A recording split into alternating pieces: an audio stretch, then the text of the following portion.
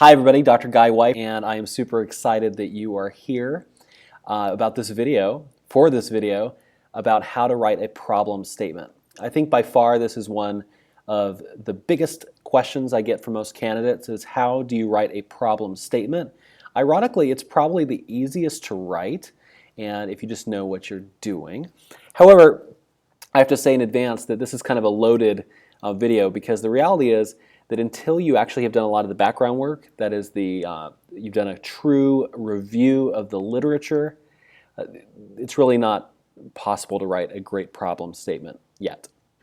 Now, it doesn't mean you have to write your literature review. It just means that you have to have gone through the steps of collecting many sources and many quotes from those sources such that you have the background knowledge necessary to write a really great problem statement. So this video is going to be about us talking about how to write a great problem statement, assuming that you've done all that great background work. I'm not going to spend too much time to introduce myself. You probably know who I am, but if you don't know who I am, I love playing with my kids. That is what I want to do with most of my time. And yet, the reality is that if you're sitting here and you're writing a dissertation, or in my case, I'm doing lots of writing all the time, I have to make sure that I'm spending my time well, such that I can get home and play with them. It's like I get to play when the work is done. And chances are you're delaying life, you're delaying something such that you can get this dissertation done. So let's get this thing done, right? So that way you can move on with your life and go on to wonderful things. My wonderful things that I've gone on to, I've written many books, and I won't bore you with those titles, but just to say that I've worked on many dissertation committees as a chair and committee member, and so I'm highly qualified to give you the information that I am imparting to you here on this video, and you are highly qualified to hear what I have to say. So thanks for joining me. So today we're going to be talking about just three short steps. This might be the shortest video I've ever done. And a problem statement in the end has to start with you doing the background work, because until you've done a true review of the literature, it's really a complete waste of your time to attempt to write a problem statement. In fact, it's a complete waste of time to really try to write a chapter 1 until you've really delved into the literature and gotten a lot of background knowledge about really what people are talking about around your topic. I was guilty during my dissertation writing of skipping the literature review step at first, and man, I just kept trying to write chapter 1, and just nothing was clicking. And it wasn't until a good friend of mine said, well, you can't write a chapter 1 until you've really outlined a chapter 2. And that was like a big light bulb for me. I'm like, what does that mean? And for me, what that came down to, and what I tell all my candidates, is really you must first, before you attempt to write a chapter 1, I mean, you might do a small sketch of it, but until you can't write a chapter 1 until you have digested about 100 works, that is books, articles, etc., other dissertations. And you should be able to collect about 400, you should have collected about 400 quotes and organized them into a synthesis matrix, which I covered in one of my other videos about how to write a literature review. And once you've collected those 400 quotes or so, I mean, it's not an exact science, but about that, you'll start noticing patterns, and you'll have the language of your topic down, and you'll have a lot of information about who is saying what. And what you're going to see momentarily when you look at this problem statement itself is that real problem statements have to be totally stooped in the existing literature. You can't just make it up. And so what I just want to say is that if you engage in a true lit review, you'll be saving yourself hundreds of hours of time by not doing all these rewrites of a fake chapter 1 that really isn't going to go anywhere until you actually do the work of really researching the lit, going in there, and finding out really what people want to know about the subject that you're wanting to study. And I think there's a note there is that a lot of candidates go into writing a dissertation with such a firm idea of what they want to write that they forget that they can't just simply go and justify that using the literature. They actually have to do a true search of the literature and be open to the fact that, my goodness, there might be something that those researchers are wanting you to examine that is outside what you had in mind from the get-go. So I just want to say that once you do that true lit review, you're in good place to start.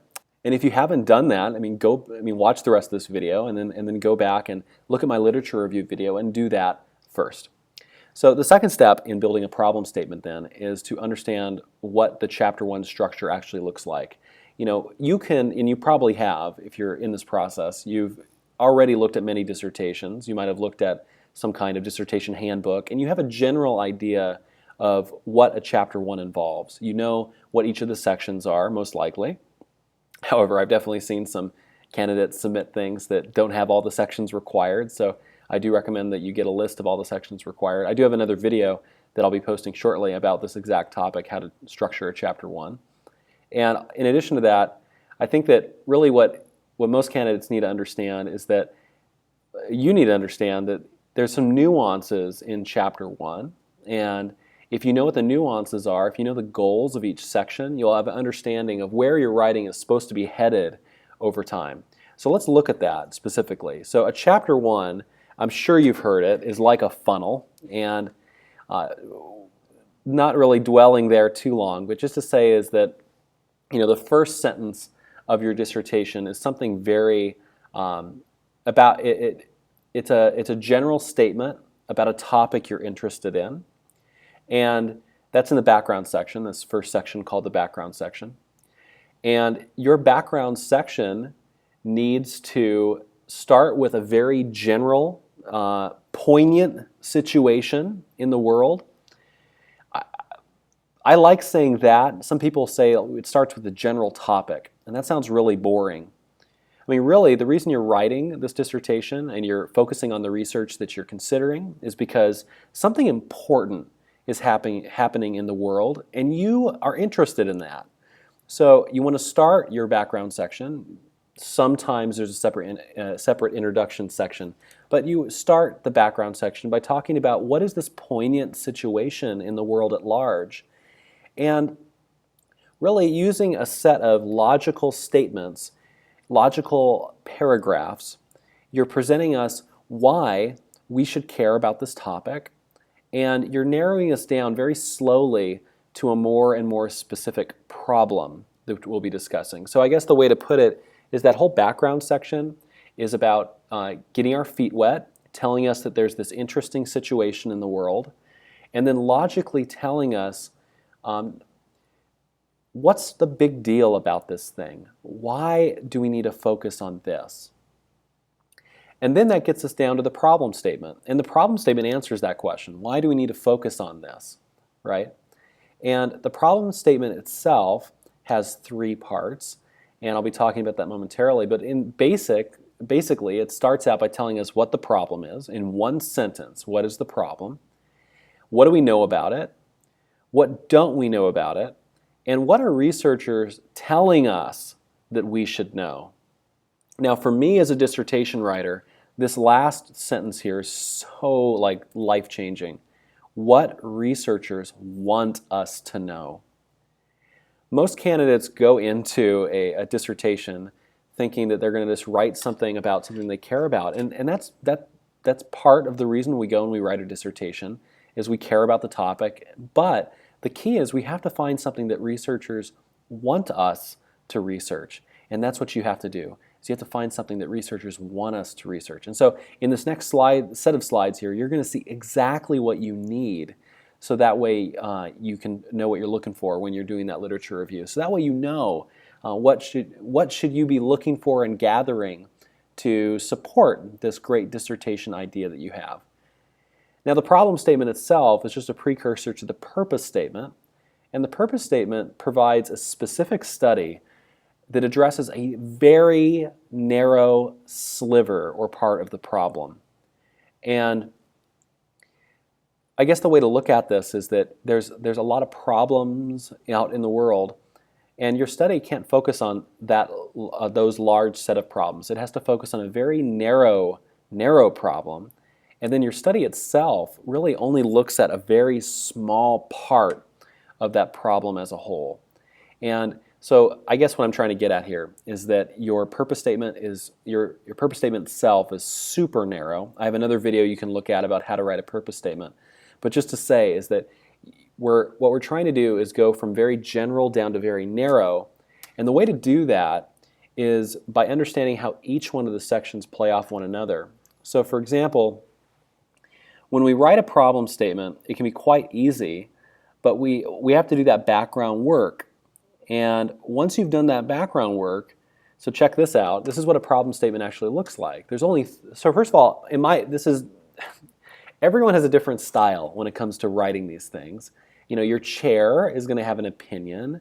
Your university might have an opinion. But when I look at all the dissertations throughout all of academia right now, at least in the humanities, in the social sciences, education, and so on, what I'm seeing is that most of them come in this flavor of 3 paragraphs. There's 3 paragraphs. There's the paragraph about what we know, the paragraph about what we don't know, and the paragraph about what they, as in the researchers, want us to know. So this first paragraph starts out by making a very direct statement. It says the problem is, and in one sentence you need to be able to encapsulate the problem that your dissertation is focusing upon. And then the rest of that paragraph is focused on providing many, many, many examples. I guess the way to put it is we're trying to show a synthesis, many authors together. What are many authors saying that we know about the problem? What do we know about this problem that you're presenting? And then you want to talk about what we don't know.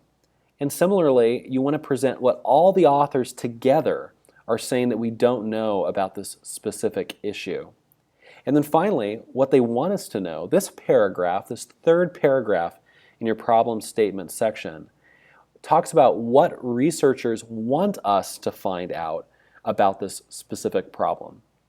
Now, if you've been paying attention to my language, what you're hearing over and over again is that we have to know what researchers have said, what researchers are saying we don't know, and what researchers are wanting us to discover in studies like yours. And until we know that, until we know what researchers want and what they know and what they don't know, there's just simply no way you can write a problem statement, because that's what this whole section's about, is about presenting what everyone else is saying that we know, what everyone else is saying we don't know, and what they're saying we need to know and we need to study, like in great dissertations like yours. So once you have that information, what I want to do now is I want to provide some auditing steps. I want to tell you what are some marks of a great problem statement. And here they are. Is that each paragraph should start with a logical statement that really just sets up the rest of the paragraph. Really, it's just telling us what the paragraph's about. So the example I give here is that numerous researchers have studied, excuse me, I have a typo in here, oh my goodness. Numerous researchers have studied transformational leadership in Fortune 500 companies. And then you imagine there would be 3 citations there. If it's in the second paragraph, that paragraph about what we don't know, the paragraph might start by saying something like, despite all of our knowledge around the problem of ABC, researchers point out that there is much we don't know. And then you'd list in that paragraph what we don't know about this problem. If it was that last paragraph, what researchers want us to know, you might say something like, recent contemporary researchers are urging us to research 3 key areas of this problem. Notice how specific that sounds. And that's exactly what you want to hear in these opening paragraphs, or these paragraphs of the problem statement, I should say. And each citation within these paragraphs should not be one-off single citations. They should be many authors synthesized together. And I think this is a key here, is that your problem statement section should showcase how well you've been synthesizing that literature, how much information you've gotten. And the way you do that is you're showing what authors are saying alongside one another, what authors are saying together. Even if they didn't write together, you know that author A in 1990 said something and author B in 1995 said the same thing. That's strong writing, and that's called synthesis. And that's what we want to have present here in this section, in the purpose problem statement section. And in the end, you should be able to read your problem statement, and then the next sentence that appears is your purpose statement, and you should be able to say, or your reader should be able to say, oh, I totally understand then why we're doing this study. Because your purpose statement and your problem statement are so carefully aligned that it just makes complete sense that since we know this and we don't know this, and researchers are telling us that we need to learn whatever, it's of course we would do this type of study. Of course I'd read this purpose statement, and that's what this would say. So I think the overall message here is two things. Number one is you need to do the background work of doing a great review of the literature. Even if you've not written the literature review, you should have lots and lots and lots and lots of quotes collected such that you can start getting a pulse on what researchers are saying about your topic and about what you're considering to be the purpose of your study. And in addition to that, I guess the second thing I'm saying is that this section is so step-by-step. It's one of the easier sections to write in your dissertation. All you have to do is have done the background work to actually get here. So in the end, what I would just say is, go out there and faithfully conduct that literature review. And think about the idea that you are walking every single day through this process, and there is this mountain that you're climbing. You're walking towards, I don't know, I feel like you're walking towards that horizon, and there is hope over that horizon. There is the next step of your life, the next thing that you get to in your life over that horizon. And what I would just say is, keep walking, folks. I'm so excited that you are watching these videos and that you're commenting. I so appreciate the replies to my emails and the comments you've been leaving.